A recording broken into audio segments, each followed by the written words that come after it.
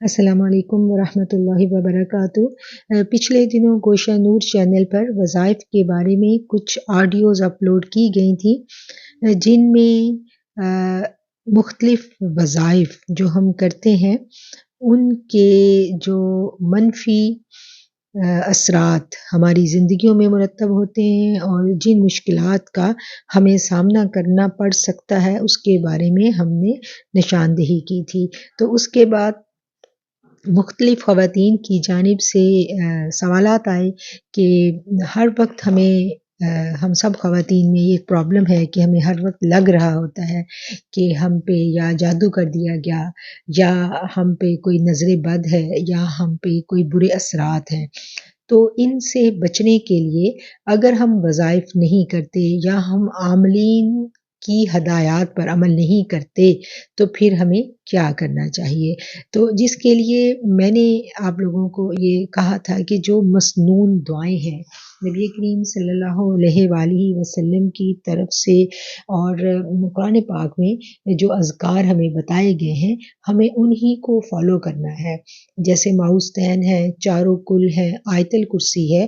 اس کے علاوہ نظر بد کی جو مسنون دعا جو نبی کریم صلی اللہ علیہ وآلہ وسلم نے بتائی، جو قرآن ان کی آیتیں ہمیں بتائی گئی، تو ہمیں انہی کے اندر رہنا ہے۔ جو احادیث سے ہمیں پتہ چلتا ہے ہمیں اسی پیٹرن کو فالو کرتے ہوئے اپنا جو دفع ہے وہ کرنا ہے۔ جس طرح آقا علیہ الصلوۃ والسلام نے بتا دیا ہمیں اسی کو فالو کرنا ہے، ہمیں اپنی مرضی کی تعداد مقرر کرنے سے گریز کرنا چاہیے۔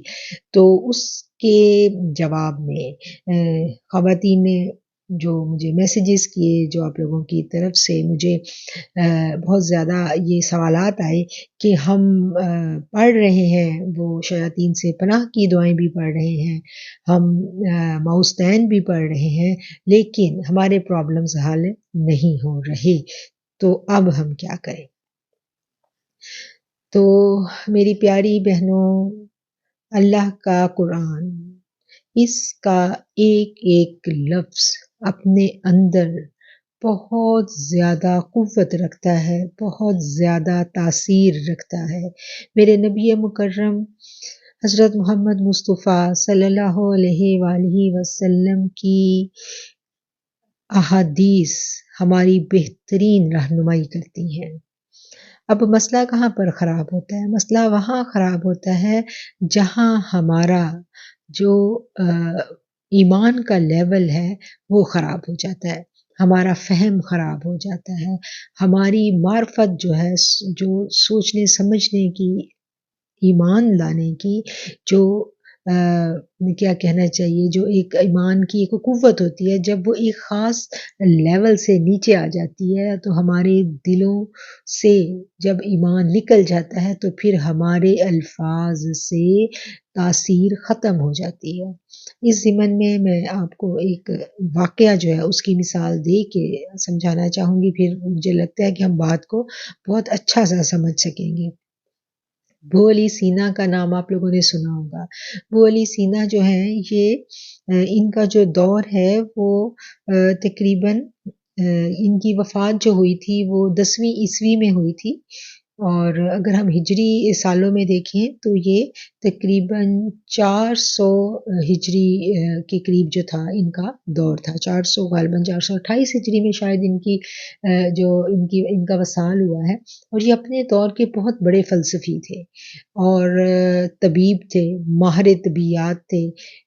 جو لوگ میڈیکل پڑھتے ہیں وہ ان کو بہت اچھی طرح سے جانتے ہیں کہ کس طرح ان کی جو تھیوریز ہیں، انہوں نے جو کتابیں اپنی زندگی میں لکھی، آج تک وہ طب میں ہمارے لیے بڑا درجہ اور مقام رکھتی ہیں۔ یہ ایک جامع العلوم شخصیت کے حامل تھے اور بہت بڑی شخصیت ہے اپنے دور کے، خلیفہ ہارون رشید کا دور تھا۔ اور اس دور کے جو صوفی بزرگ تھے، صوفی شاعر بھی تھے اور تصوف اور طریقت کے شیخ بھی تھے، ان کا نام تھا ابو سعید ابو الخیر۔ یہ ایک دن وعظ فرما رہے تھے تو ابو علی سینا جو ہیں وہ بھی اس وعظ میں آئے، تو وہاں پر وہ بیان کر رہے تھے اسم الہیہ، یعنی اللہ کے اسم کی، اللہ کے نام کی تاثیر بیان کی جا رہی تھی۔ تو جب آپ یہ تاثیر بیان کر کے ہٹے تو ابو علی سینا جو ہے یہ کھڑے ہوئے اور انہوں نے کہا کہ یا شیخ مجھے یہ واضح کریں کہ اللہ کے نام کی تاثیر جو ہے اس کے بارے میں مجھے کیسے پتہ چلے گا کہ یہ لفظ اپنے اندر اتنی زیادہ قوت رکھتا ہے اور اتنا پرتاثیر ہے. تو جو شیخ تھے انہوں نے آگے سے اس کو کہا کہ او گدے بیٹھ جاؤ. وہ یکدم غصے سے لال پیلے ہو گئے. بہت بڑے آدمی تھے، فلاسفی تھے، اپنے وقت کے یعنی ایک نامور شخصیت تھی اور لوگوں میں ان کا ایک مقام تھا، لوگ ان کو پہچانتے تھے. تو وہ ایک دم ان کے چہرے کا رنگ جو تھا وہ بدل گیا اور وہ خاموش ہو کے بہت یعنی ناگواری کا احساس جو تھا ان کے چہرے پہ آیا اور وہ بڑے غصے سے جو تھا وہ بیٹھ گئے. اس کے بعد جب فارغ ہوئے، محفل برخاست ہوئی تو وہ اٹھے اور ابو علی سینا جو ہیں وہ اٹھے اور اٹھ کے ابو سعید جو تھے ان کے پاس گئے اور ان سے جا کے کہا کہ یا شیخ آج آپ نے بڑی محفل میں میرے ساتھ کیا معاملہ کر دیا؟ تو آپ نے کہا میں نے کیا کیا؟ انہوں نے کہا کہ میں نے آپ سے اسم اللہ کی تاثیر پوچھی اور آپ نے مجھے کیا کہا؟ تو شیخ نے کہا کہ میں نے تو تمہارے سوال کا جواب دیا. انہوں نے کہا وہ کیسے؟ انہوں نے کہا کہ میں نے کیا کہا تھا؟ اس نے کہا کہ آپ نے کہا تھا کہ وہ گدھے بیٹھ جا. تو آپ نے فرمایا یہ لفظ اپنے لیے سن کے تیرا چہرہ جو تھا وہ کتنا متغیر ہو گیا، کتنا غصے سے لال پیلا ہوا. کیوں؟ اس لیے کہ تو لفظ گدھے کی معرفت سے آگاہ ہے. تجھے پتا ہے کہ لفظ گدھا جو ہے یہ کس کے لیے بولا جاتا ہے، تم جانتے ہو گدھا کون ہے اور گدھا کیا چیز ہے، اس لیے تم پہ اتنا غصہ آیا. اگر تم اللہ کی معرفت سے آگاہ ہوتے تو پھر تم نہ یہ پوچھتے کہ اس کی تاثیر کیا ہے. تو مسئلہ یہیں پر خراب ہوتا ہے. جب ہم کلام الہی کی معرفت سے آگاہ نہیں ہیں تو رٹنے کا بار بار 100 دفعہ بھی آپ پڑھ لیں، جتنے بھی چلے کاٹ لیں، اگر معرفت کلام الہی نہیں ہے تو اثر نہیں ہوگا.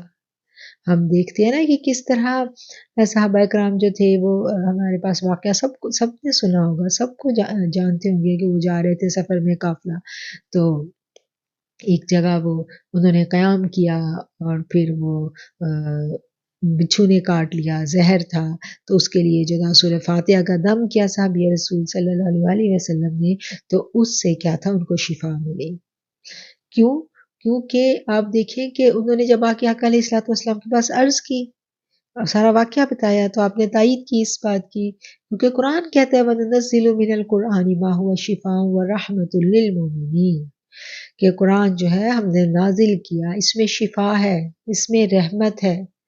اگر ہم یہ سوچیں کہ ہمیں کوئی ایسا اسم اعظم مل جائے خاص جس کا کسی کو بھی نہ پتا ہو، بس مجھے بتا دیں اور میں وہ پڑھوں اور میرے سارے مسئلے حل ہو جائیں، تو ایسا نہیں ہوتا. صرف ایک اللہ کا نام اپنے اندر اتنی قوت رکھتا ہے، اتنی تاثیر رکھتا ہے کہ ہمیں اس کی ہی اگر معرفت ہو جائے تو ہمیں کسی چیز کی ضرورت نہیں رہتی.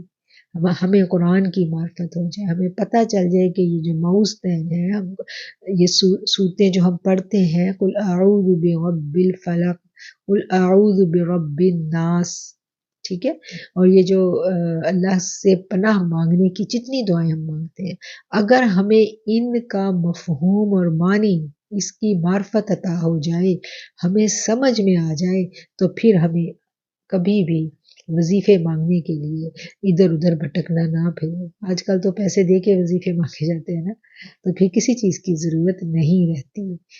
ضرورت اس بات کی ہے کہ ہم اپنے ایمان کو مضبوط بنائیں، ہمارے ایمان میں وہ قوت اور وہ طاقت پیدا ہو جائے کہ ہمیں پتہ چلے کہ ہم نے اپنے رب کا نام لیا ہے. جب معرفت ہوگی، ایمان ہوگا، تو کوئی وجہ نہیں ہے کہ یہ دعائیں اور یہ کلام اثر نہ کرے. ٹھیک ہے، تو اس چیز پہ محنت کی ضرورت ہے کہ ہمیں اس کی معرفت حاصل ہو جائے اور ہمیں اس کا پتہ چل جائے کہ یہ کلام जो है ये किसका कलाम है और इसमें कहा क्या गया है। जब हम जिसको कह रहे हैं उसी ने माँगना सिखाया है ना, तो उसी से हम माँग रहे हैं। तो जब ये समझ के माँगना आ जाएगा तो फिर अता ही अता है, फिर ये नहीं है कि अता नहीं होती, फिर तो अताओं की बारिश होती है। बहुत शुक्रिया।